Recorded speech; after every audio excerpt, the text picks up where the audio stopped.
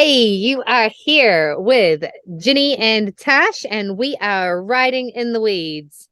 Today's episode is for you if you understand the struggles of intention and focus. So, we're going to break down what the two things are, and we're going to give you some tools as to how you can move through. And we're going to give you some not excuses, but we're going to make you feel good about when you don't have the intention and the focus that maybe you think you need.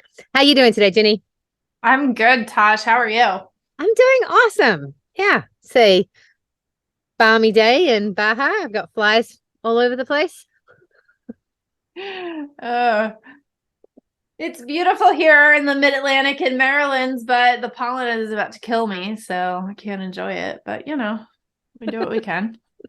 It's the human experience, right? Like here I am dealing with flies, you're dealing with pollen, and we just ride through it. Right? Keep going. Keep going. Okay, so focus and intention. I want to know what comes first, chicken or the egg? I don't think you can separate that. I don't really think it's possible. I feel like that's two sides of the same coin in a way. If you tried to break it down, I don't think you really could, because they're sort of the same thing with a little bit of nuance, I think, is really my experience. Okay. All right. So what do you think intention is then? So for me, intention is the reason that the animal trainer, the horse trainer, the dog trainer, whatever, can get results with your pet and you can't. It's because they've done it 10,000 times with 500 different animals in, 100 different places.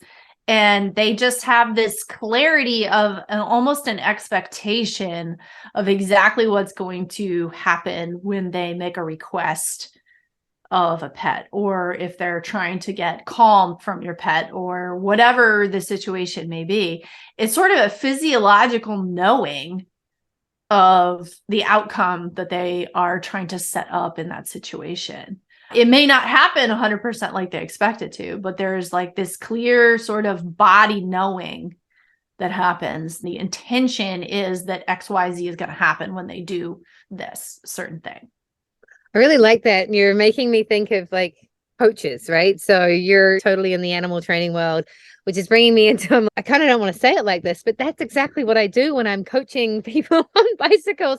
And when we're coaching people in businesses or being coached by business coaches, it's like the coach has an intention for the session. When you're a beginner, you want to learn how to get your balance. I have an intention for the session, which is then informed by how you then respond to what I'm saying. And then from there, I create the focus for our lesson. And then it kind of, as you say, it kind of ping pongs backwards and forwards, because as we move through my intention, we create the focus, we then get off focus, we recreate the intention, and we move back into focusing on how we're going to move through the blocks. And I guess where we came to having this conversation today was around blocks. And when you're getting blocked in your business, when you're getting blocked with your animals, when you're getting blocked on your bicycle, riding in the weeds, when you feel like you're riding in the weeds, it's generally because you've gotten off track with what your intention is, which has led to that block. And because you've lost your intention, it's really hard to get that focus to come back on board. Yeah, totally. So I think the second piece of the focus that I see, it's kind of easy to explain what these aren't. When you're not doing it well, what is happening? And one of the things I see happen with focus is that clients will come to me and they'll have a dog that barks excessively. Looking out the window, all they do is bark at everything that goes by. A leaf moves in the yard and there's excessive barking, and they can't get their pet to stop. And often what the first reaction is, hey, quit that. Don't bark. Well, the picture that's in their mind is just the dog just barking and barking and barking. And so the request of the animal, that subliminal message, that sort of subconscious message, that picture that they're projecting in their mind, is the dog barking. Yeah. So that's like killer focus. The problem is it's just on the thing that they don't want. And I think that's where you get wrapped up in stuff. A lot of times is we're spending too much time focused on the thing we don't want. We might have an intention for something else, but obviously the intention and the focus aren't lining up to give us the right result. And when you can line up your intention and focus, it's like superpower. You almost can't help but get the results when you've got that kind of clarity at that point. Yeah, the energetic alignment. It's so true. When I've got somebody who is dealing with balance, right? So a lot of the times, like the intention is to be balanced on your bike. And a lot of people come to me and they think that their balance comes from the bicycle. So what they're doing is they're holding onto that bicycle as tight as they possibly can. And they've got their knees stuck to it and their arms are in and they're all crouched over that bike, which means that anything that goes wrong with that bicycle, well, it's now like a quadruple effect because you've got this massive mass on top of it. Whereas when we can actually see, okay, well, our intention is balance. So our focus needs to be on our physical body being balanced. And if our body is balanced, then that in turn is going to make the bike balance. But if we're taking our imbalance and putting it onto the bicycle, we have just focused our imbalance and made it worse. It's an inanimate object, so it's not like you're giving the bicycle the thought pattern of being unbalanced, but I mean, you kind of are, because your intention is to be balanced. That's great, but your focus is on having the bike balanced when really your focus needs to be on you having balance. And the same thing with your business, right? Like when you've got things that you need to do in your life, when you're trying to find balance, okay, well, we're focused on the balance, but really when you look at a tightrope walker, like there's no such thing as balance, right? So it's the counterbalance that you're going for versus the actual balance, right? So it's like, where is your focus and your intention? So when we can separate them and then put them back together. So I guess what we want to talk about now is, okay, so we get blocked because our focus and our intention are not aligned in the right places. How do we move through that block, and how do we create our superpowers and use our superpowers by aligning the intention and the focus? I have to laugh at your balance example on the bike, because if you've ever tried to jump a horse, if you look at the jump, you're not going over it. So that's a perfect example of you're going to follow where your focus is. And obviously, down at the jump is not where you want to go. You want to go over the jump. I was in a workshop years ago and I was having trouble getting over. The horse was refusing. And the easy thing will be is he refuses and you just kind of scramble to a stop. The worst thing is you go over and the horse doesn't. One of the girls was like, hey, you just kind of look up. And shit, and I looked up and we went right over. It was like this teeny little log out in a field. And all I had to do was shift where my focus was, and that totally corrected the issue. So in the example of the barking dog, if you just stop for a second before you do anything, before taking any action, the dog can just sit there yapping. It doesn't matter. And take a breath and then decide, what do you want to happen instead? Where do you actually want your dog to go? What do you actually want the dog to do? Think of that and then make a request. Then you're so much more likely to get the result. It may not happen the first time. It may take a little more work, because I guarantee you that dog is hyper focused on whatever's going on outside. So you're now dealing with a competing focus. You have to interrupt that chain of thought for your pet. Putting your focus where it belongs is step one, because if it's on something that's not beneficial, if it's on what's not working, then you're really only going to get more of what doesn't work. You're making me think of something that my husband says all the time. And he's like, you got to focus on the landing. Right? When you're doing anything, you got to focus on the landing. We could extrapolate that out into 100 different examples. But the intention is to not crash. And so focus on the landing. And when I talk about it with biking, it's like I'll get people off their bikes and I'll demonstrate, okay, I'm going to jump. And I'm just going to think about how high I can get up in the air. And so I'll jump really high in the air and I'll just crash down to the ground. But when I think about my landing, I jump up and I come down really nicely. And if you do the same thing on your bicycle, the whole process comes together because the algorithms in our head all come together. Our dog actually met some cows the other day. He's never met cows before. And the cows wanted to come and eat the grass near where we were camping. And he wasn't down with that. He's like, this is my space. You big weird animals. Like, can you get out of my space?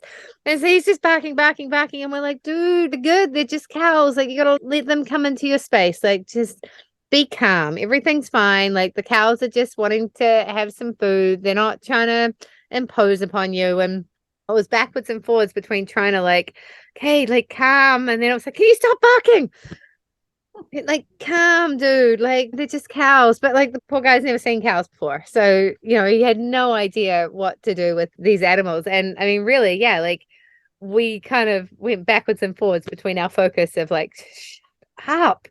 And okay, just like, they're just cows. Like, these are animals. They're just doing the same thing you're doing. Stick in the landing, focusing and getting our focus to align. And I guess you really need to understand what's going on for the other being in the story. I often get really blocked by imagining I know what's going to happen on the other side and then trying to write the perfect email or trying to get the message that I'm putting out there just right so that I'll get the response from the other person that I want. And it's energetic. And the more I focus on the right words or doing it in the right way, the more I'm actually energetically moving away from the exact result because I'm focusing in on trying to control the result, as opposed to focusing in on what the intention is. And the intention is I want to collaborate with this person, or I want them to give me money, or whatever it might be. I might be wanting to get them to give me money, so I'm focusing on the fact they're going to maybe not want to give me money. Whereas if I focus on they're really happy with the service I gave them, therefore they're going to be really stoked to pay me. One will block you and have you completely stopped and not being able to move forward, and the other one is going to create an amazing synchronistic relationship. I'm reading this book, Letting It Go. And my coach the other day I told her about another book I was reading. She's like, Tash, why are you reading that book? Like, you are so evolved beyond that. Like, and I'm like, well, possibly because the book you'd tell me I should be reading has taken me 6 months to read because I'm not quite evolved enough to get it. It's like the book you've been reading. Yes. You're pushing your boundaries when it's not an easy read. Because you're like, oh, okay, I have to sit and digest this because this is pushing. Like, I think I understand what it said, but I need to take a week to digest. And my intention is to really understand what it is that those words mean so that I can change my focus to start aligning with the lesson that it's saying and the outcome that I'm going to get from it if I move into that space. So I wanted to talk about how we use intention and focus. I have this tool and it's called the Goddess Experience. And the tool is all about stepping into your strengths, which gives you your balance and gets you to understand what you're capable of doing. The second step is that we build out our future vision. So what is it that we're focusing on? What is it that we want to have happen in our future? What are the actions that we're going to do? Where are we going with that? There's several different tools and ways that you can do that. I really like the Kai Lego, where you imagine that you're a week in the future, a month in the future, a year in the future, and you're telling the story of what's just happened. And then the third part of that is stepping into the intentions, integrating it, and stepping into the actions that you're going to do in order to get you to that desired result. And then once you've done that exercise, you now have the focus. And then when you lose your focus, you're able to go back and step into where are my strengths, because the imposter syndrome comes up. So when you can step back into, okay, I have the qualifications to teach this because these are the things I've done in my life. These are the things I'm good at. And then it's like, why am I taking this action? Well, I'm taking this action because this is the desired result that I'm wanting to get. And this is where I'm going. This is the vision that I have for myself. And then the next step is you're able to be like, and these are the actions that need to be taken in order for us to get to that desired result. I love that process because we're going to have days when our focus is not very strong. Like your example with the cows with your dog, like sometimes those outside inputs are really strong. And sometimes, especially with our animals, when they encounter something that they've never encountered before like that, it can be super, super challenging to maintain the clarity of focus to help support our animals in relaxing in that moment. And so we have to just keep circling back around and keep coming back to, okay, well, why are we doing this? What is our intention? Make sure the intention's clear, and then keep that focus and try again. And we're going to fall off the wagon. That's normal. We're going to have good days and bad days. I've been struggling with pollen. I have really bad seasonal allergies. And so it's been a challenge. There have been a couple days where I actually just laid down and slept in the afternoon because I was that exhausted from just the entire reaction of all of the pollen overwhelming my system. And so sometimes you have to know when it's time to take a pause and when it's time to really get your clarity of focus back. But I think doing whatever it takes to keep that focus present. If you need to stick sticky notes all over your house, if you're working on changing a behavior or changing a thought process, if you need to put sticky notes in places or set reminders in your phone that go off every so often, like, hey, are you doing what you said you really wanted to do? Are you actually doing something that's going to get you the results of your intention? There's nothing wrong with that in the world. And I think the more that you can use external tools like that, if you have to revisit that 4-step process once a day, or revisit what you've decided as each of those steps once a day, there's nothing wrong with that. That's useful. Or you get to the point where, it's easy to keep the dog focused away from the cows or whatever, then you set new intentions and you keep moving. Yeah, and you just keep working along. One of the other things that I have had come across my screen lately was somebody asked me the question of cornering. And a common thing, and I bet you see this in the horse as well, one side will be stronger than the other. So you can corner one way better than the other way. Humans, basically, we can turn one way further than we can turn the other way. It is physiological. It's not something you can change. So I turn right better than I turn left. Yeah, absolutely. I think I go left better than I go right. So the way that people are like, so there's something wrong with me. No, you're just a human. Congratulations. You're just like everybody else. And then second thing is, how do I fix this? What do I do? What you do is you use your strong side to teach your weak side. So when you're doing your strong side, you don't have to think that hard about doing the corner or whatever it is in life. So you take the tools and you take all the things that you use to be good over here and you use them and you focus in on them when you're going in the other direction, when you're doing the things that you're not so good at. So knowing that we've got those tools that we're able to use that will give us the ability to move through things when we're having a tough time focusing, when we're having a tough time finding our intentions. That's why knowing what your strengths are, knowing what your purpose is so that you can focus in on it and come back to the focus. In this book I'm listening to, he said, go fly a kite. Yesterday, I came back from lunch and it was hot and I had so many things I needed to do. And I'm like, I've got to get this stuff done. I sat down on my computer and I just stared at the emails. And I'm like, I was like, you know what? I went and got my book and I went over and I lay in my hammock and I read until my brain started going, you know what? We need to go back to the computer and we need to do this and we need to do this and we need to do this. And my brain started to focus in on things and it started to not be able to focus on the book. And it was starting to come up with things that it wanted to do. And at that point, I'm like, okay, good. Put the book down, went back to work and got so much done. And I was like, oh, normally I would have just bashed my head up against that screen until I gave up. Whereas instead I was like, I'm just going to take my focus somewhere else. And eventually my brain was like, right, you need to go back to work. And I know exactly what needs to get done. And I just have so many differing jobs to do right now that it was like, which one do I do?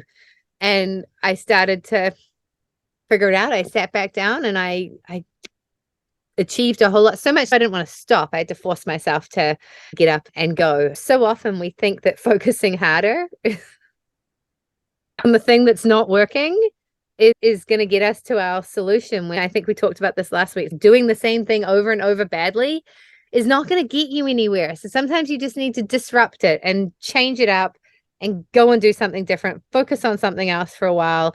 And then, you'll remember what your intention was and you'll come back and everything will slide nicely back into place. It's funny because we talk about this kind of thing when we're riding. Number one, the challenge with riding is, so yes, every human has a strong side and a weak side. And guess what? Horses do too. Right.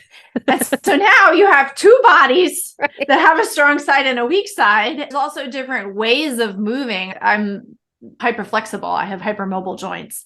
And so I do pretty well with my horse because he's not all that mobile. And there are some breeds of horses that also basically have the same equivalent of hypermobile joints. And so one of the horses I ride is like that. And so she and I sort of compromise each other because we're both hypermobile, and that's just a mess. Yeah. It's very difficult for me because that's pushing my limits of what I can do with my own strengths. But what ends up happening with the horses is we'll start out riding or even working. It doesn't even matter, even working them on the ground. And you got to kind of get into work. You got to kind of get into your rhythm.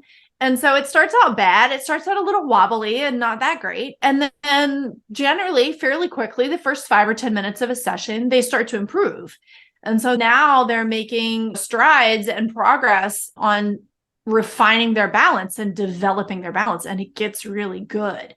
And you'll keep working along and it'll be really good and really good. And then all of a sudden you start hitting this point where it starts to get bad again. And what's really happening is you're hitting the fatigue wall. Yeah. And if either the rider or the horse keeps pushing at that point, you're not benefiting anybody. It doesn't even matter how strong your focus is. A really great rider might be able to hold the horse together, but it's really not going to benefit anything because the horse is past the point of being able to function in good balance and good use. And now they're going to start compensating. That's really the way all of life works. And I think your example of the other day, you just didn't have it in that moment. And knowing when your body and your brain are not in the capacity to do those things is a really important part of respecting intention and focus. If you blow through all of your body's signals that are going on, intention and focus don't really matter because you're not listening to what your body is trying to communicate that it needs in that moment. And your body just needed some decompression reading in that moment instead of sitting down and focusing on the work. I don't think we respect that enough for ourselves most of the time. Absolutely. As a coach with mountain biking, I literally will see that point happen and I'm like, right, I'm done. If I'm going to say anything to this person, I just need to repeat the same stuff I've already said because there's nothing new going in, especially on a bike. I learned last year we had a 5-hour private lesson you could book. And I actually remember someone asked me a question. I'm like, don't book the 5-hour lesson. Like book 2 3-hour lessons because I need to take that off. There's no human that can do a 5-hour lesson, like a private one-on-one, like a group. Yeah, absolutely. Because it's divided up, but it's not possible. You hit a wall and you're just going to get hurt. And so being able to see that point where I'm like, oh, tired, huh? And they're like, yeah, actually, I really am. I'm like, stop expecting much of yourself. And I mean that in a really good way. And just let it flow. So I'm like, right, you know what? I want you to forget about everything I have said. The only thing that you're allowed to focus on is putting a smile on your face and thinking about having that smile on your face. And they kind of look at me. I'm like, yeah, that's all you get to do. Please, for your safety, I need you to actually disconnect from the computer. And the algorithms will run. Just trust that everything's good. Just smile. And we're going to finish off this ride. It works 100% of the time. And they're like, oh, wow. But if they're trying to think through it and they're trying to focus on getting that corner perfect or that technique we were just working on, once they're fried, there's no amount of sugar that you can put into that system. There's nothing you can do at that point. That person needs to go and have a kombucha, a beer, and a burger, like whatever it is that they like to do at the end of the ride and allow it all to settle. And whether you're biking, whether you're working, some days we've got a 12-hour day in us. Some days we have a 2-hour day in us. It's being kind to the human. Yeah. So where have we gone with this? We've got intention and focus, chicken and the egg. Basically, they're two sides, the same coin. We can't have one without the other, and we can't have the other without the other one. When we lose our focus, if we come back to our intention, then we're able to move through. At the end of the day, no amount of focus or intention will get us through those moments when we're tired, exhausted, and we need to give ourselves compassion and then use our tools. Yep. That's it in a nutshell. I love it. All right. Well, let's wrap this one up for today. I am Tash, and you can find me at Natasha Lockie on Facebook, Betty Go Hard on Instagram, and you can also find me on YouTube. I talk through challenges on bicycles. I'm all about getting into your head and talking about how things work and how we can move through them in a mental sort of state of mind. So you can also find me at Betty Go Hard on YouTube. What about you, Jenny? Yeah, I'm Ginny. I'm an animal communicator and energy healer for animals and their people too. And I'm all about connecting people with their pets and helping to get different results for the relationship. So it deepens your relationship with your pet and then helps put both of you on the same page together so that you can work through your goals together. You can find me on the web at soulpetconnections.com. And that is connections with an S. And I'm also on Instagram and Facebook under the same handle, and also on YouTube actually too. So don't have a lot on YouTube yet, but we're working on that. So this is the Riding in the Weeds podcast, and you can find us on all major podcast platforms as well as ridingintheweeds.com. So thank you so much for hanging out with us today. This has been awesome. We look forward to hearing from you. Leave us comments or let us know if you like the show or if there's a question or topic you'd love to hear us talk about. Let us know. So thank you for being with us, and we appreciate it. Don't forget to like, subscribe, and leave us a review. Thank you.